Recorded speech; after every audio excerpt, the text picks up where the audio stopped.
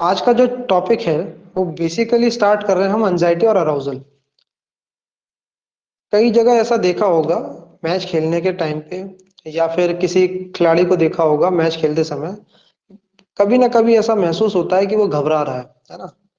या फिर देखा होगा कि बहुत ज्यादा सोच रहा है, ओवर थिंकिंग कर रहा है, जिसकी वजह से उसके परफॉर्मेंस में दिक्कत आ रही है। क्या कारण है, क्या चीज है, वो एक्चुअली में होता क्या है, किस वजह से होता है, किस तरह से कम किया जा सकता है, किस कंडीशन में ज्यादा होता है, किस कंडीशन में कम होता है, इन सब के बारे में अगर हमें समझना है तो हमें इस टॉपिक को पढ़ना होगा। इस टॉपिक का जो नाम है वो है अराउजल एंड एंजाइटी। अराउजल और एंजाइटी टॉपिक कवर करने के बाद हम उन कंडीशंस को समझ पाएंगे, उस सिचुएशन को समझ पाएंगे जो हमारे अंदर एक नेगेटिव इमोशन क्रिएट कर रहा है, जिसकी वजह से हमारा परफॉर्मेंस जो है वो खराब हो रहा है। बहुत ऐसे किसी भी स्पोर्ट्स, अगर मैं बात करूं किसी भी स्पोर्ट्स या फिर कोई भी ऐसा गेम जहां पे कोई एक खिलाड़ी अपना 100% देता है, अपना पूरा टाइम देता है उस गेम के लिए, और उस गेम को टाइम देने के बाद भी उसका जो परफॉर्मेंस है वो अच्छा नहीं होता है। और ऐसे एक नहीं, ऐसे हजारों हैं, लाखों लोग हैं जो मेहनत तो पूरी साल करते हैं, पर जब सही समय आता है उस मेहनत को यूटिलाइज करने का, जब सही समय आता है अपने परफॉर्मेंस को 100% देने का उस गेम के अंदर, तब वो रह जाते हैं। इसके बावजूद कि पूरे टाइम पे उन्होंने प्रैक्टिस, अपने अपने जो प्रैक्टिस का समय था उसमें उन्होंने अपना 100% दिया। वो क्या ऐसी चीज है जो उनको रोक रही है अपना 100% देने से? इंस्पाइट ऑफ दैट कि हमने पूरी फिजिकल एक्टिविटी करी, सब कुछ करा, but still we are unable to throw our 100% in that particular game. तो वो क्या रीजन था, वो क्या रीजन है, वो क्या चीज है, उसको अगर हमें समझना है तो हमें इस टॉपिक को समझना होगा, अराउजल एंड एंजाइटी। तो इसी इंट्रोडक्शन को सुनते हुए हम आज का टॉपिक स्टार्ट करते हैं कि अराउजल और एंजाइटी है क्या। और इस टॉपिक को समझने के साथ साथ हम पहले इसकी मीनिंग समझेंगे, उसके बाद कौन कौन से टर्मिनोलॉजीज इसके अंदर आती हैं उसको समझेंगे, वो क्या क्या कंडीशंस होती हैं उसको समझेंगे। उसके बाद हम देखेंगे कि कौन कौन सी थ्योरीज हैं जो इससे रिलेटेड है, और फिर वो कौन कौन सी टेक्निक्स हैं जिनके थ्रू हम इस चीज को मिनिमाइज कर सकते हैं या फिर एक ऑप्टिमम लेवल तक लेके जा सकते हैं। जैसे ही हम इसको कवर करेंगे उसके साथ हम इस टॉपिक को भी देखेंगे, स्ट्रेस। और इन तीनों को असेस करने के बाद फिर हम देखेंगे कि किस तरीके से हम अपने परफॉर्मेंस को बेहतर कर सकते हैं। जो हमें कंपटीशन के टाइम पे जो हमें घबराहट होती है वो कैसे कम किया जा सकता है, कौन कौन से टेक्निक्स हैं जो हम प्रैक्टिस के दौरान करें तो मैच के दौरान हम उस चीज को मिनिमाइज कर सकें और हमारी जो पोटेंशियल है उसको हम अचीव करने की कोशिश करें।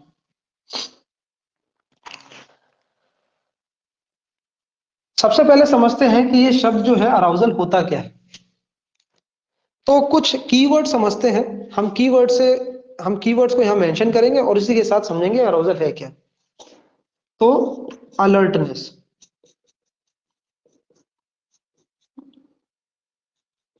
अलर्टनेस, ठीक है, अलर्टनेस यानी डबल एस। अलर्टनेस हो गया, एक्टिव, एक्टिव स्टेट, ठीक। इन दो कीवर्ड से समझते हैं अराउजल है क्या। देखिए, अराउजल एक ऐसी स्टेट है, एक ऐसी स्टेट है जहां पर आप मेंटली,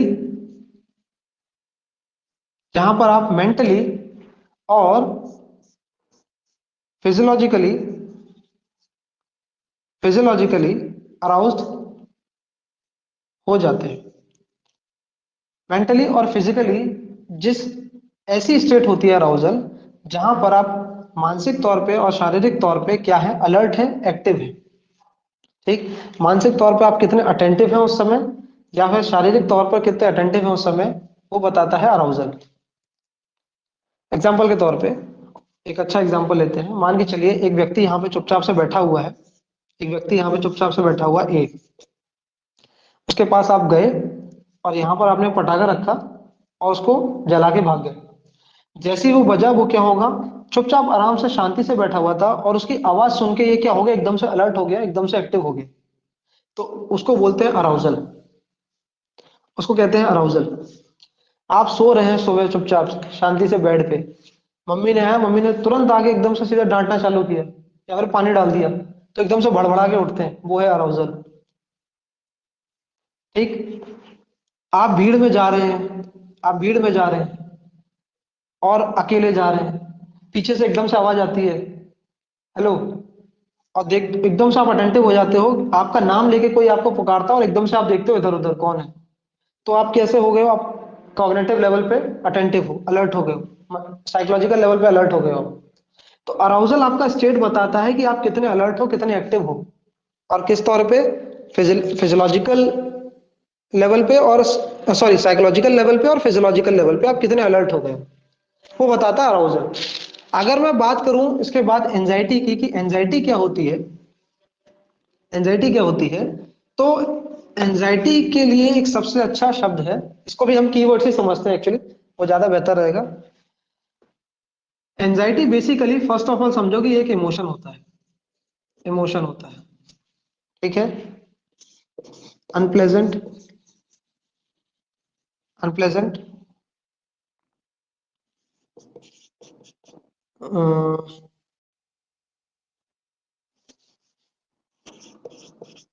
वरी, नर्वस, ये दो शब्द होता है, ठीक है। चलो, एंजाइटी एक ऐसी इमोशनल स्टेट है, एक ऐसी इमोशनल स्टेट है, और ये जो इमोशनल स्टेट है वो कैसी है, वो अनप्लेजेंट है। अनप्लेजेंट क्या, जो जहां पे आप कंफर्टेबल महसूस ना कर रहे हो, जहां पे आप घबरा रहे हो, ऐसी इमोशनल स्टेट है जो कि अनप्लेजेंट है। इमोशनल स्टेट कैसी अनप्लेजेंट है, जिसके अंदर कुछ कैरेक्टरिस्टिक्स देखने को मिलेंगे, जैसे कि आप परेशान हैं, आप बहुत नर्वस हैं। ऐसी मेंटल, ऐसी स्टेट, ऐसी इमोशनल स्टेट जहां पर आप चीजों को लेके परेशान हैं, चीजों को लेके नर्वस हैं, वो क्या कहलाती है, वो कहलाती है हमारी एंजाइटी। एंजाइटी एक इमोशनल स्टेट होती है और ये नेगेटिव इमोशनल स्टेट है अगर मैं बात करूं तो। क्यों, क्योंकि ये एक अनप्लेजेंट स्टेट है। प्लेजेंट जो होती है हमारी पॉजिटिव इमोशन होते हैं, अनप्लेजेंट कोई भी इमोशन जो अनप्लेजेंट हो वो कैसा होता है, वो हमारा नेगेटिव इमोशन होता है। ठीक है, ऐसी फीलिंग जहां पे आपको महसूस हो रहा है कि कुछ अच्छा नहीं लग रहा है ना, या फिर घबरा से रहे हैं, परेशान हो रहे हैं, ऐसी जो स्टेट होती है वो क्या कहलाती है, वो हमारी एंजाइटी कहलाती है। स्ट्रेस को हम बाद में लेंगे जब हम ये दोनों चीजें खत्म कर लेंगे तब। एंजाइटी समझ में आया। अब एंजाइटी के बाद हम बात करें कि इसके टाइप्स कितने होते हैं, इसके टाइप्स कितने होते हैं। तो जनरली देखा जाए तो एंजाइटी दो तरीके से क्लासिफाइड है। सबसे पहले हम देखेंगे पहली तरीके से किस तरह से क्लासिफाइड है ये। तो एंजाइटी दो तरीके की होती है। जो आपकी फर्स्ट है वो है स्ट्रेट एंजाइटी और स्टेट एंजाइटी, स्टेट एंजाइटी। इसको भी हम कीवर्ड के थ्रू ही समझेंगे कि क्या होता है ट्रेट और क्या होता है स्टेट। देखिए, सबसे पहला, ये स्टेबल होता है नेचर में, नेचर में स्टेबल होता है रिगार्डलेस ऑफ सिचुएशन। चाहे कैसी भी सिचुएशन हो, वहां पे जो इमोशनल स्टेट होगी, अनप्लेजेंट जो स्टेट होगी, वो स्टेबल रहेगी, चाहे सिचुएशन चेंज होती जाए चाहे ना हो, उससे फर्क नहीं पड़ता, रिगार्डलेस ऑफ सिचुएशन। ठीक है, और ये जो स्टेट एंजाइटी होती है ये अनस्टेबल होती है, अनस्टेबल होती है, और मूवमेंट टू मूवमेंट चेंज होती रहती है। Movement to movement, movement to movement change होती रहती है। ठीक है, change according to the movement लिख लो, change according to the situation. Situation based होती है क्योंकि मोमेंट टू मोमेंट चेंज होता रहता है। जैसे जैसे सिचुएशन चेंज होती जाएगी वैसे वैसे स्टेट एंजाइटी आपकी चेंज होती जाएगी। ये तो थोड़ा सा हमने देखा कि है क्या एक्चुअली में, इसका नेचर क्या है। ट्रेट एंजाइटी के लिए एक एग्जांपल लेते हैं और उस एग्जांपल से समझते हैं कि एक्चुअली इसके अंदर होता क्या है। ठीक, ट्रेट एंजाइटी जो है उसका एक एग्जांपल लेते हैं। जैसे मान के चलिए कुछ ऐसे लोग होते हैं जो पानी से डरते हैं। ठीक है, वाटर लिख देता हूं। कुछ ऐसे लोग होते हैं पानी से डरते हैं, कुछ होते हैं हाइट से डरते हैं, हाइट से घबराते हैं। ठीक, कुछ लोग होते हैं सुई से डरते हैं, डॉक्टर की सुई जो होती है उससे डरते हैं। कुछ बच्चों के एग्जांपल ले तो देखो यार, ऐसे कोई ना कोई ग्रुप में तो ऐसे कोई ना कोई एक व्यक्ति होगा जो या तो वो हाइट से डरता होगा या तो पानी से डरता होगा। तो आप उसको चाहे स्विमिंग पूल लेके चले जाओ, चाहे आप उसको रिवर लेके चले जाओ, चाहे आप उसको ओशन में लेके चले जाओ, सी लेके चले जाओ, आपने प्लान बनाया क्या कि कल हम स्विमिंग करने जा रहे हैं रिवर में या फिर राफ्टिंग करने जा रहे हैं रिवर में। इतनी बात सुन के ही वो घबरा जाता है, कोई एक व्यक्ति एक्स नाम का घबरा जाता है। अभी हम पानी के पास गए भी नहीं हैं और हमें एक्चुअली बाद में जाना है, बस इतना नाम सुन के ही उसका घबरा जाना ये दिखाता है कि उसके अंदर उस चीज को लेके ट्रेट एंजाइटी काफी ज्यादा है। सिचुएशन अभी वैसी आई नहीं है कि पानी में घबरा है, पानी आ गया उसको देख के घबरा रहे हैं। पहले से ही सिचुएशन कैसी भी हो उससे पहले ही हमने पानी सुन के, क्योंकि हम जा रहे हैं पूरे टाइम वो परेशान रहेगा, पूरे टाइम वो परेशान रहेगा। चाहे उसको बोल दें कि हम स्विमिंग पूल में जा रहे हैं, स्विमिंग पूल जाएंगे, अगर उसको गहराई पता लग गई कि हाँ 10 फीट गहराई है, घबरा जाएगा, वहीं पे नहीं जाएगा। पानी को लेके पहले से ही धारणा बना देना, पहले से ही उसके अंदर ऐसे ट्रेड्स होना, ऐसे गुण होना जहां पे वो उस चीज से डरता हो। कुछ लोग होते हैं हाइट से डरते हैं, कुछ लोग हाइट से डरते हैं, हाइट का नाम सुनते ही घबरा जाते हैं। भले आप उसको लेके जाओ चाहे नहीं जाओ, आप उनको बेवकूफ बना दो, आप बोलो कि कल मैं जा रहे हैं, कल हम जा रहे हैं स्विमिंग करने या फिर रिवर जा रहे हैं राफ्टिंग करने, आप भले नहीं जा रहे हो लेकिन फिर भी उतने नाम सुन के ही वो घबरा जाएंगे। स्टेट एंजाइटी में ऐसा नहीं होता है। स्टेट एंजाइटी वाले क्या होते हैं, आपने बोला कि कल हम राफ्टिंग करने जाएंगे, तो उस सिचुएशन में वो नॉर्मल रहते हैं, ज्यादा रिएक्ट नहीं करते, ज्यादा रिएक्ट नहीं करते। लेकिन एक बार जब आप रिवर के पास लेके जाओगे तो हो सकता है थोड़ा सा वो उनके अंदर थोड़ी एंजाइटी आए, उनके अंदर थोड़ी एंजाइटी आएगी। आप उसको राफ्टिंग ये बोल के कि हम कल राफ्टिंग जाएंगे, किसी एक व्यक्ति को आपने बोला, उसने रिएक्ट नहीं किया उस चीज को लेके, शांत रहा। लेकिन जब आप उसको पानी के पास लेके गए, जब जहां देखा हमने कि हम राफ्टिंग स्टार्ट करने वाले हैं, तो पानी देख के वो थोड़ा सा घबराए गए। तो पानी देख के वो घबरा रहा है, उस सिचुएशन में जो उसको घबराहट हो रही है वो है उसकी कैसी, वो है उसकी स्टेट एंजाइटी, कि उस पर्टिकुलर सिचुएशन में आके वो घबरा रहा है। पर ये जो है वो चाहे उस सिचुएशन में रहे चाहे नहीं रहे, वो पहले से ही घबरा रहा है। ऐसी एंजाइटी को हम बोलते हैं ट्रेट एंजाइटी। एंजाइटी होता क्या है, तो बेसिकली देखो एक चीज बताता हूं, एंजाइटी जो है वो अराउजल का ही एक फॉर्म है। बट जब ये अराउजल हमें हमारी क्षमताओं को कम करता है, जब हम ऐसे अराउज हो जाएं कि हमारी क्षमताओं को कम करे, हमारे फिजियोलॉजिकल एफिशिएंसी को कम कर दे, हमारी मेंटल एफिशिएंसी को कम कर दे, उस स्टेट को हम एंजाइटी बोल देते हैं।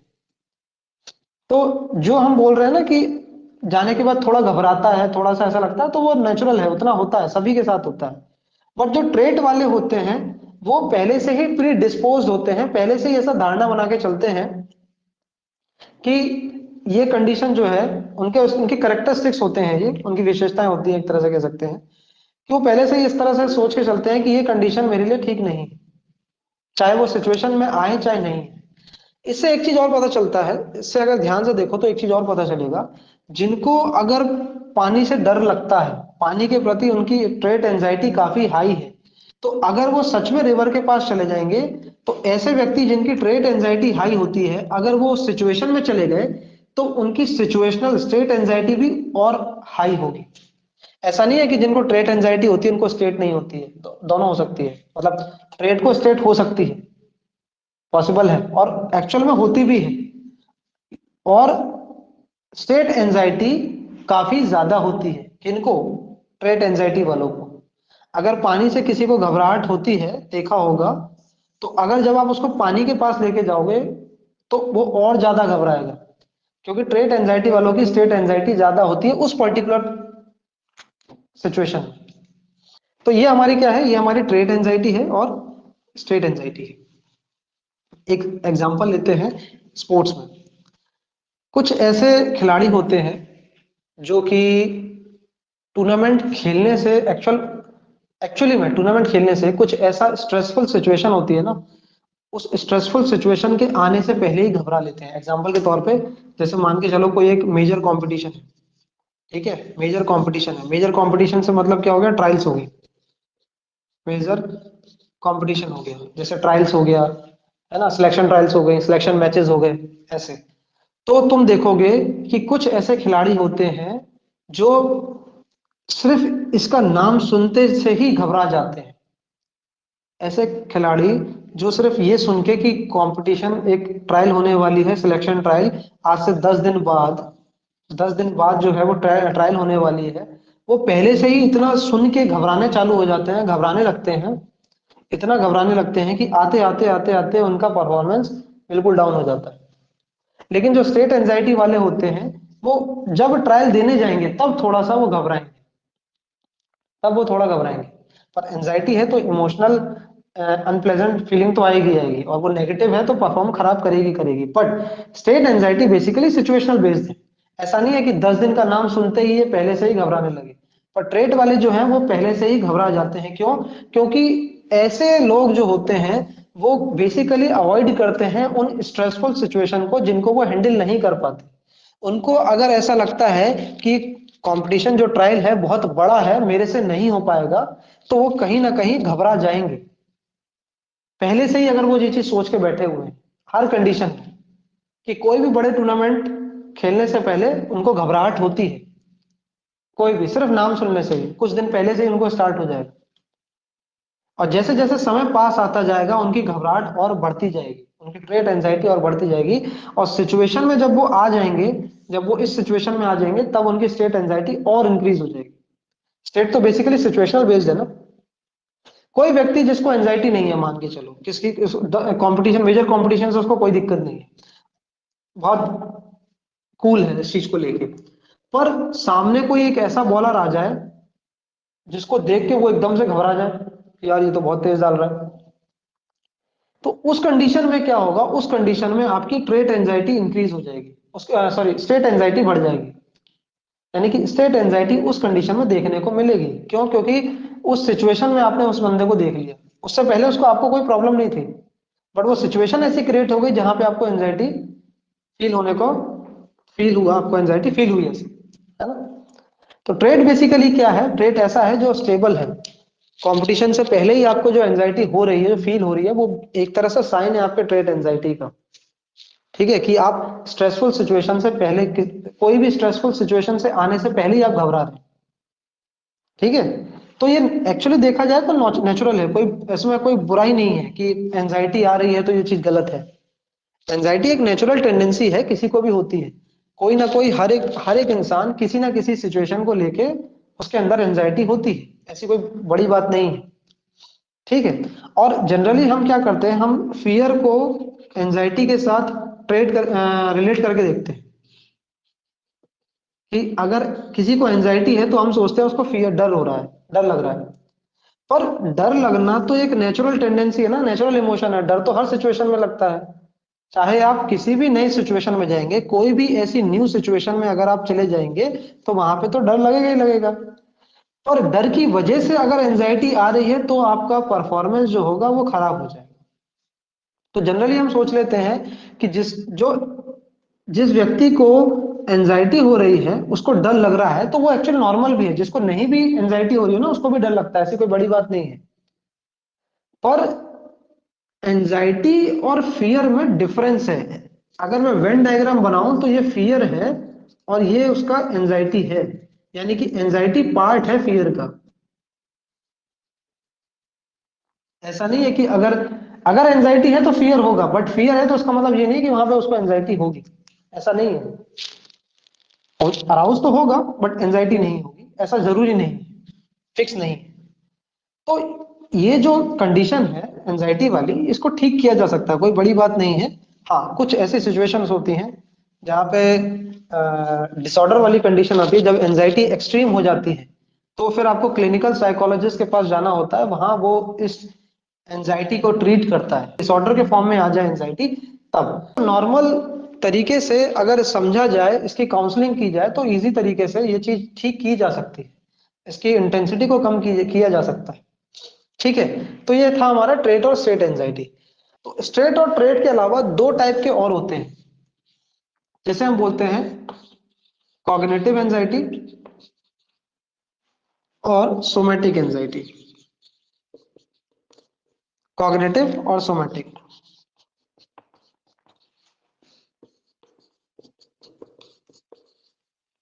कॉग्निटिव एंजाइटी क्या होता है? देखो, कॉग्निटिव जो शब्द है उसका मतलब ये है कि वो जुड़ा किससे है। वो कॉग्निटिव के लिए यहाँ पे ब्रैकेट में एक इसका सिनोनिम लिखो, मेंटल या फिर साइकोलॉजिकल। साइकोलॉजिकल साइकोलॉजिकल एंजाइटी को हम कॉग्निटिव एंजाइटी से डिनोट करते हैं। ठीक है, और सोमैटिक एंजाइटी को हम डिनोट करते हैं फिजियोलॉजिकल एंजाइटी से। फिजियोलॉजिकल। ठीक। कॉग्निटिव एंजाइटी ऐसी एंजाइटी होती है, सीधी सी बात है, emotional state, sorry unpleasant state तो है ही है। इसके अंदर कुछ कैरेक्टरिस्टिक्स होते हैं जिनके थ्रू हम समझ सकते हैं कि ये किस तरह का क्या कहते हैं एंजाइटी है। तो कॉग्निटिव यानी कि हम कोई नेगेटिव थॉट या फिर हमारे मन में कोई नेगेटिव विचार ऐसा आ रहा हो, नेगेटिव थिंकिंग अगर मैं बोलूं, तो नेगेटिव थिंकिंग इसकी एक कैरेक्टरिस्टिक्स है। नेगेटिव थिंकिंग, नेगेटिव थिंकिंग जैसे मुझसे नहीं हो पाएगा, मैं नहीं कर पाऊंगा, ये बहुत मुश्किल है, मेरे अंदर इतनी क्षमता नहीं है कि मैं उसको कर सकूं, इस तरह का अगर अंदर भाव आ रहा है, तो बेसिकली वो क्या है, वो कॉग्निटिव एंजाइटी का एक विशेषता है, एक कैरेक्टरिस्टिक्स है। दूसरा, एप्रीहेंशन। एप्रीहेंशन। एप्रीहेंशन। ठीक। और तीसरा है एंशियस। इसका मतलब समझाता हूं मैं। एंशियस का मतलब होता है चिंतित, हिंदी में अगर वर्ड देखें तो एंशियस का मतलब होता है चिंतित, और एप्रीहेंशन का मतलब होता है शंका।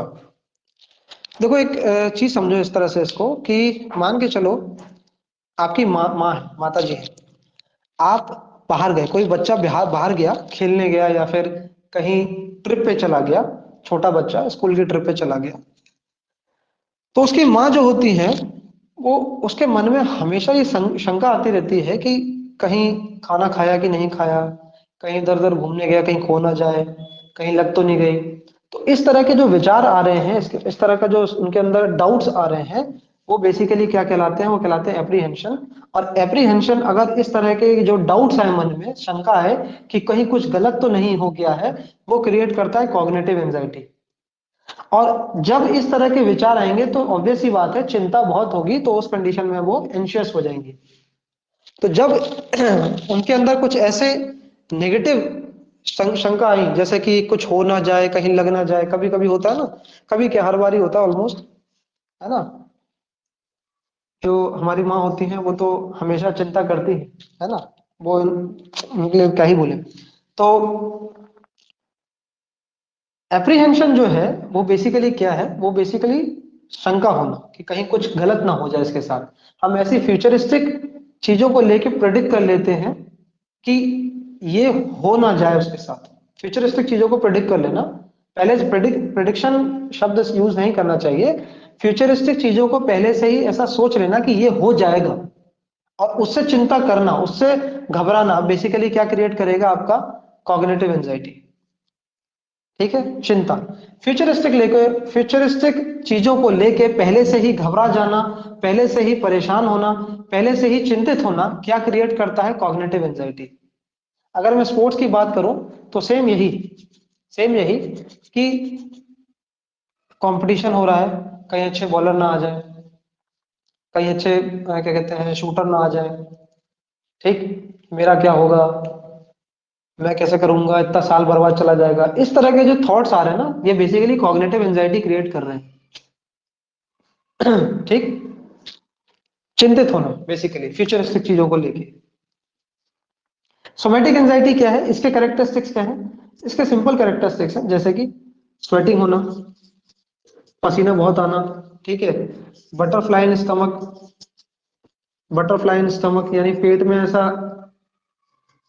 स्टमक जैसे पेट में गुड़गुड़ गुड़गुड़ होता है ना, कभी कभी देखा होगा किसी को एंजाइटी होता है तो अजीब सा लगता है, अनईजी सा लगता है थोड़ा सा, है ना, वो हो गया। उसके अलावा ट्रेम्बलिंग हैंड्स हो गए, ट्रेम्बलिंग हैंड्स यानी कि कप कपाना, हाथ कांपना, ठीक, हार्ट बीट इंक्रीज होना, हार्ट बीट इंक्रीज होना, इस तरह के अगर कोई कैरेक्टरिस्टिक्स देखने को मिल रहे हैं तो आपके अंदर सोमेटिक एंजाइटी है। जैसे मैच में बैटिंग करने से पहले या मैच में अगर मैं पेनल्टी शूट आउट ले रहा हूं उससे पहले मेरा हाथ अगर कांप रहा है या पैर मेरे कांप रहे हैं तो वो क्या है, वो एक सोमेटिक एंजाइटी के लक्षण है। हार्ट बीट तेज हो रहे हैं, वो एक सोमेटिक एंजाइटी के लक्षण है, ठीक है, पसीना बहुत आ रहा है, घबरा रहे हैं, तो वो एक सोमेटिक एंजाइटी के लक्षण है।